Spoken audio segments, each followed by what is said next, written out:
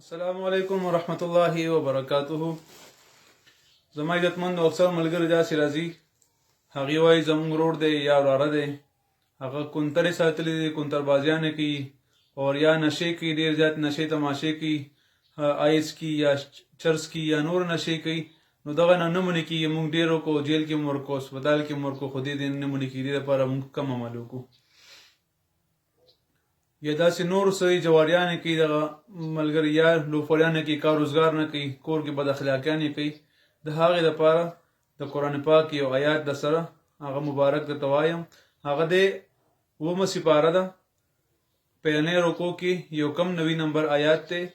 دغه آیات یو بوتل اوبه به راواخلي، خو هغه بوتل چې هغه دکان کې نسلې بوتلي بند کلو شوي ني، هغه بوتل به راواخلي، په هغې باندې به دا 2100 ځل پوره کوي.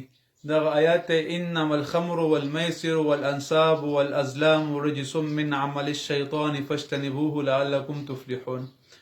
دغه آیات دا به 2100 ځل پوره کوي په دغه بند بوتل اوبو باندې. بیا دغه اوبو په دغه کس باندې څښل چې کوم کس اخلاق خراب وي یا نشې کوي یا جواریانې کوي یا داسې نور بد اعمال کوي، هغې دپاره دغه ډېر مجرب دی. دغه اوبه په بیاس کې دغه اوبه ورته کانه پینه چیزونو کې مو ورکولی شي، مطلب خوراک څښاک کې مو ورکولی شي، او دغه اوبه څښلو کې مو ورکولی چې کله اوبه څښي نو هغې کې ورته همدغه اوبه ورکوي چې څښي. بیا همدغه وظیفه چې کوم ده 313 ځل ویل دي، دا کم از کم دا وظیفه 21 دنو پورې کول دي.